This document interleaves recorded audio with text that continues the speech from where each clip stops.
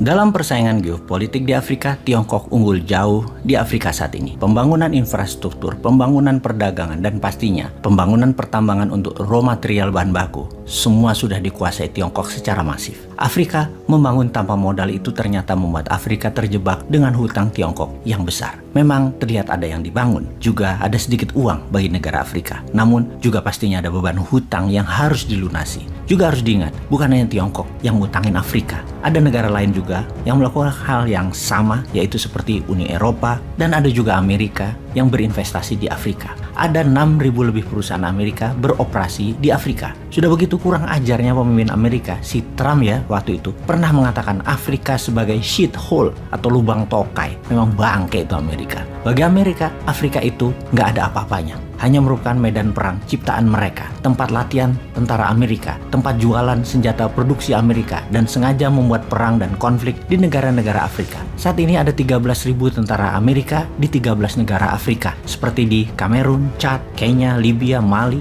Somalia, Nigeria, dan lain sebagainya. Lalu kenapa dalam 7 tahun terakhir ini Amerika jadi fokus ke Afrika? Karena Afrika merupakan daerah pertempuran baru dengan Tiongkok, persaingan baru, lahan kompetisi baru antara supremasi Amerika dengan Tiongkok. Amerika saat ini memang ditampar-tampar oleh Tiongkok di Afrika, dan Amerika mau ambil balik pengaruh Amerika di Afrika. Tahu-tahu Biden awal tahun ini mengatakan Afrika adalah masa depan dunia, masa depan Amerika. Karena apa? Karena di tahun 2050 penduduk Afrika hampir 2 kali lipat dari sekarang. Diperkirakan 2,3 miliar penduduk Afrika dengan 60% yang berusia di bawah 25 tahun. Sangat segar sekali demografik Afrika tersebut. Selain Israel, Uni Eropa, Amerika, Tiongkok, dan ada negara lain yaitu India yang bermain di sana. India punya peran banyak di Afrika sejak Mahatma Gandhi di Afrika Selatan di tahun 40-an hingga 50-an mempengaruhi politik dan kemerdekaan banyak negara-negara Afrika. Negara seperti Ghana, Algeria, Maroko, Angola, Afrika Selatan, mereka semua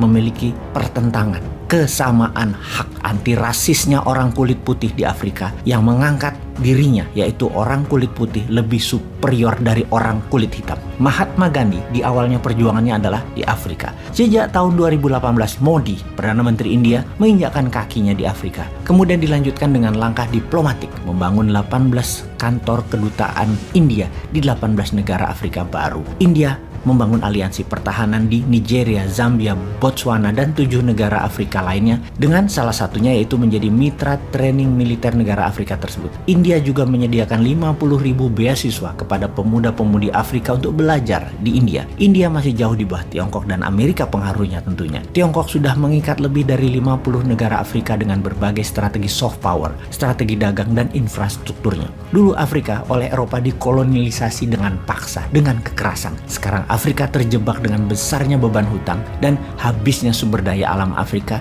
yang belum tentu ketika habis bisa melunasi hutang Afrika tersebut. Dapat dipastikan dengan berbagai strategi tersebut, Tiongkok akan mengambil dan menguasai Afrika. Kesimpulan, Tiongkok menang. Orang Tiongkok merupakan diaspora terbesar jumlahnya di Afrika. Tiongkok meletakkan uangnya besar di Afrika. Tiongkok terus menyebarkan film-film Mandarin di Afrika, membangun kedekatan budaya dan uang Tiongkok. Tiongkok menyedot mineral Afrika, mengambil bahan bakunya kemudian menjualnya kembali ke Afrika.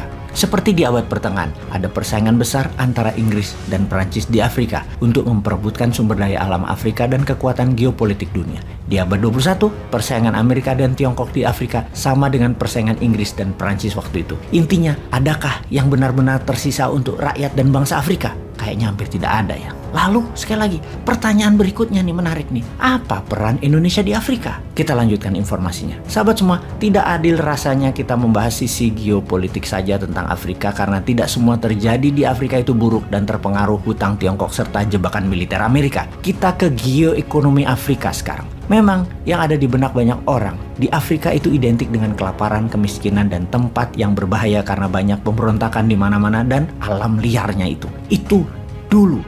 Kita buktikan, kita ke Ethiopia sekarang. Fakta data mencatat memang 50% warganya saat ini masih berada di garis kemiskinan. Tetapi melihat langkah-langkah pemerintahnya yang berkuasa saat ini, Ethiopia bergerak maju dan cepat sekali membangun. Ketika pemerintahan baru di Ethiopia 2018 melantik Sahle Work Zewde presiden wanita pertama Ethiopia, korupsi turun 50% dalam 4 tahun ini dan kesamaan hak meningkat, di mana 50% anggota parlemen Ethiopia adalah wanita. Semua tahanan politik di Ethiopia dibebaskan dan Ethiopia saat ini dalam keadaan damai dalam beberapa tahun ini. Ekonominya tumbuh 10%. Kita ke Rwanda sekarang, sebuah negara tepat di tengah Afrika. Bisa dikatakan merupakan negara yang terbersih dan paling inovatif di Afrika. Lalu kita ke Nigeria sekarang, negara terbesar ekonominya di Afrika, yang memfokuskan negaranya menjadi the next digital country of Africa. Dengan mempunyai sendiri Google-nya Nigeria, Alibaba-nya Nigeria, sosmednya Nigeria, dan berbagai aplikasi yang membuat Nigeria tidak tergantung pada dunia barat dalam sisi aplikasi.